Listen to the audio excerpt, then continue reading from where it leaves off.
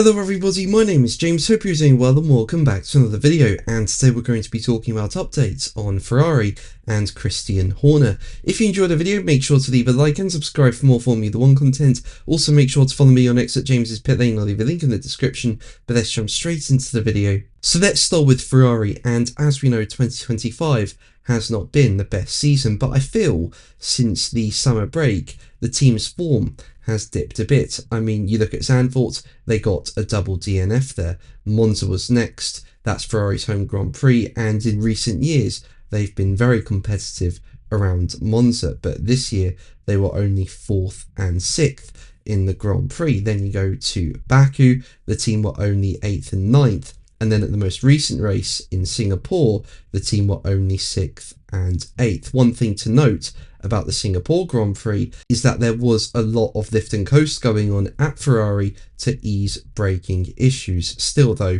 6th and 8th is not great. And at the moment, it looks like Ferrari's main rivals, Mercedes and Red Bull, are in better form. And following the Singapore Grand Prix, Charles Leclerc said, as quoted by Planet F1, "Unfortunately, we don't have the race car to fight with the guys in front.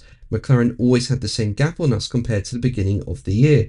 Red Bull did a step from Monza and are at the same level of McLaren. Mercedes now is at the same level of McLaren and Red Bull.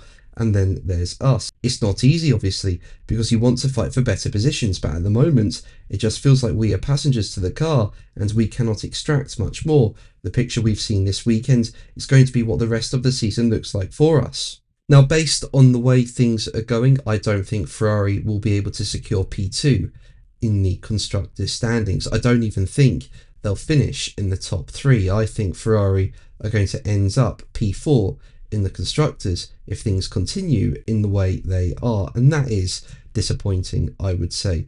I mean, you look at the end of 2024 and Ferrari were challenging McLaren for the Constructors' title and they took it all the way to the last race. So there was a lot of optimism going in to 2025, but McLaren have just been on another level this year. And as I say, based on the way this season is going, I could see Ferrari ending up in 4th place in the Constructors. So I think Leclerc's disappointment at the situation is understandable. But Planet F1 say that according to respected Italian publication Corriere dello Sport, some of the Ferrari engineers have been left far from impressed with Leclerc's comments, with the report stating, among the engineers themselves, there are those who are angry with Leclerc for his uncompromising criticism of the car and how it's managed. And Planet F1 also say that the Gazzetta dello Sport state that Leclerc's comment paint a discouraging picture of the entire Maranello environment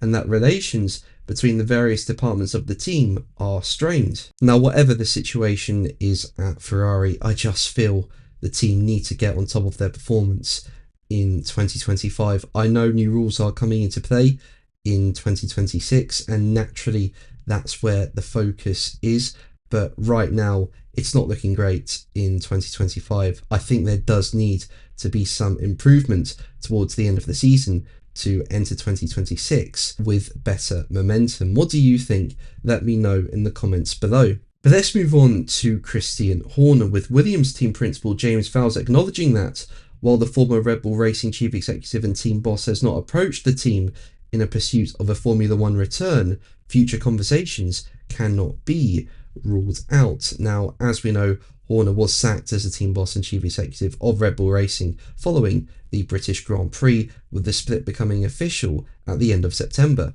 And it does look like Horner wants to return to the Formula 1 grid. I mean, it was recently confirmed that Horner had approached Haas over a potential return. One team that Horner hasn't approached though is Williams, and Williams team boss James Vowles has been asked if Horner had approached Williams seeking further conversations, and in response Vowles said, as quoted by Planet F1, "No, simple." But he went on to say, "I think you should always welcome a conversation. There's no point closing the door. We're very happy with the structure that we have and it's working, so I don't see any reason to make any changes to that." Now, I think Williams are in a good place at the moment. You know, they're having a decent 2025 season, and I think with the new regulations coming into play in 2026, which is where all their efforts are, I think it could be a really good year for them.